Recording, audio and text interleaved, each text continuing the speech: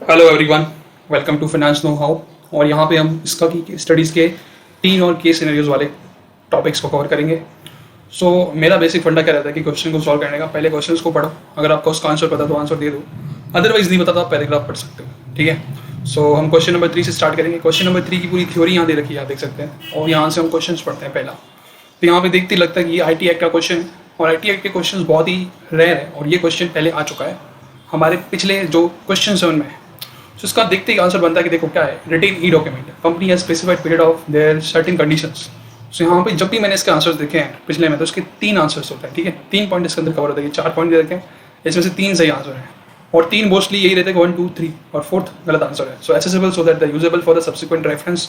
आगे जब भी कभी ऑडिट होगी सब्सिक्वेंट ईयर्स में कभी यूज में आएगा तो उसके लिए manner and format of such electronic shall be generated, sent or received. ठीक है, और facilitate the identification of the origin. So ये 3 पॉइंट है, बट चौथा पॉइंट क्यों नहीं, उसका रीजन भी देख लेते हैं। The specifications of the government on the scale of service charge to be collected by the government self और रिटेनिंग ई रिकॉर्ड्स।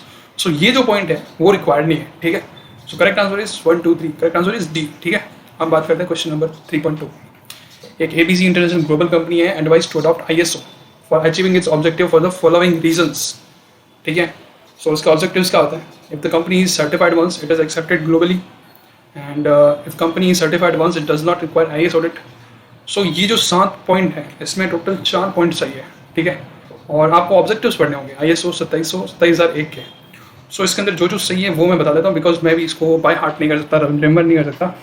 इसका एक तो करेक्ट आंसर है 1, if the company certified once is acceptable globally, तो ये correct है, ये objective होता है। फिर जो सेकंड है वो है 4th पॉइंट। 4th का it is suitable for protecting critical and sensitive information. So देखो ये एक रिक्वायरमेंट होती है। 5th, it provide a holistic risk based approach to secure information and compliance. तो 5th पॉइंट भी सही है। It creates a market differentiation due to prestigious. So यही 4 करेक्ट रीजन है। कौन सा? 1st, 4th, 5th and 6th। बाकी सारे गलत है, तो करेक्ट आंसर इज सी। अब बात करते हैं question number 3.3। Because IT act मेरे को इतना अच्छे से ग्रेस्प नहीं होता, तो इसके मैं आंसर मैं डायरेक्ट बता रहा हूँ आपको देख के। अभी बात करते हैं 3.3। मिस्टर मूर्ति एक प्रोफेशनल एनालिस्ट है, conduct a preliminary investigations and presents a report on the smooth implementation of the ideas of the new subsidiary. Management along with the Mr. Murthy are working on the long-term planning and deciding the overall objective and resources to achieve these objectives. So what level of management activity is carried out by Murthy?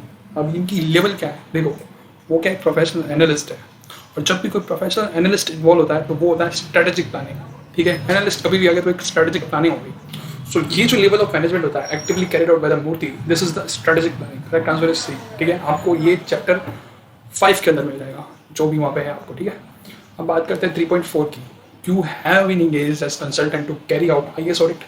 ये लगता है question number chapter number 6 है of ABC international globally company.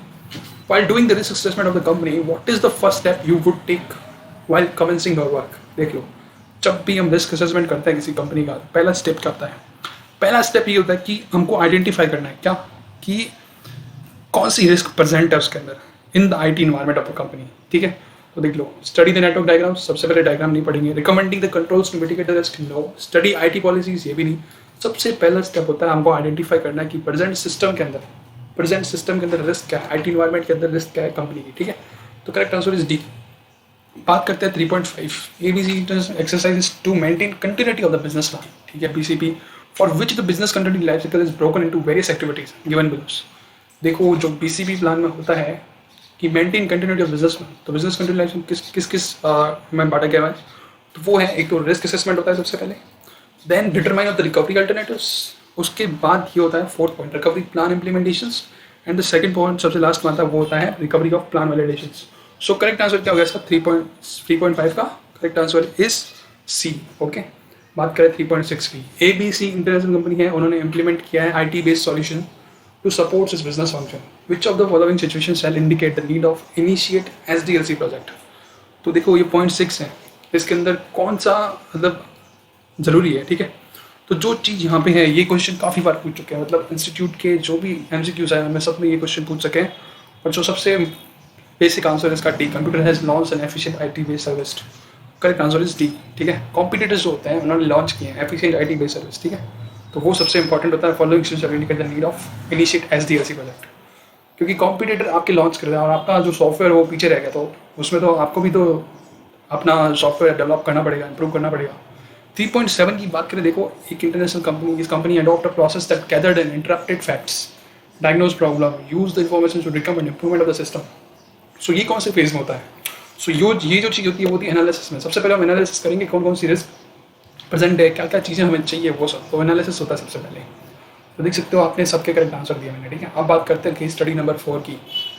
सो सीधे questions पढ़ते हैं case study number 4 की, ठीक है। Expert used risk management principles, expert use risk management principle to suggest a solution. Risk management terminology includes all except, क्या क्या होता है देखो, रिस्क मैनेजमेंट की जो टर्मिनोलॉजी होती है उसके अंदर क्या क्या इंक्लूड है देखो, वल्नरेबिलिटी असेसमेंट होता है, थ्रेट असेसमेंट होता है, और रिस्क शेयरिंग बिल्कुल नहीं होती, एक्सपोजर होता है। जो करेक्ट आंसर है सी।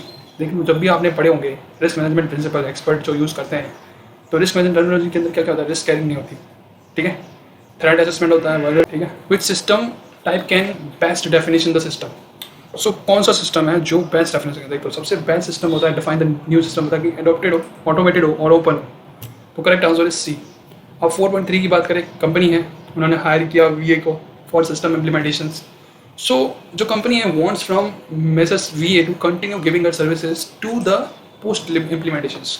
What job profile company can provide to MSS. So देखो उन्होंने सॉफ्टवेयर इम्प्लीमेंट कर दिया, उसके बाद भी उनको सिस्टम, तो वो क्या हो गया, वो जो चीज़ हो गई है वो ये क्वालिटी एश्योरेंस वाली, ठीक है। तो अब वो क्वालिटी एश्योरेंस पर्सन्स बन गए हैं, ठीक है। अब बात करते हैं 4.0। देखो जब आप चीज़ इंप्लीमेंट करते हो तो उसके बाद क्या होता है, उसका क्वालिटी चेक होता है कि उसका आउटपुट कैसा मिल रहा है, ठीक है। एश्योरेंस आप समझते हो, ऑडिट। 4.4 की बात करें, old legacy system is being replaced by an integrated system. You are further informed that this company has asked the implementations to go step by step, that implementer has reasonable time to implement the new system. What is the best system implementations method in the situations? So देखो system development life cycle, prototype, rapid action development, agile. So जो 4.4 का answer है वो है SDLC, ठीक है। Simple method होता है, what is the best system implementation. So यही होता है, सिस्टम डेवलपमेंट लाइफ साइकिल की थ्रू ही लगाना होता है। तो करेक्ट आंसर है सही। अब 4.5 की बात करें तो देखो इसमें मोस्टली चैप्टर 5 को कवर किया, अभी 8 का आंसर आ गया है। Use of mobile app by employees in coverages of 2 emerging technology referred as mobile computing and bring your own device. So इन दोनों के अंदर कौन सी रिस्क है वो कॉमन है, बहुत टेक्नोलॉजी इंक्लूड्स। सो देखो सबसे कॉमन जो रिस्क है वो है सिक्योरिटी की। जब आप मोबाइल कंप्यूटिंग करें तो वहाँ से भी कुछ डेटा लीक हो सकता है, और ब्रिंग योर ओन डिवाइस करते हैं तो वहाँ से भी लीक होता है। सिक्योरिटी की बहुत रिस्क है इसके अंदर। सो आज के लिए सिर्फ 2 ही केस स्टडीज़ करते हैं, नेक्स्ट के अंदर 5th और 6th लेके आएंगे। Thank you so much for watching this video.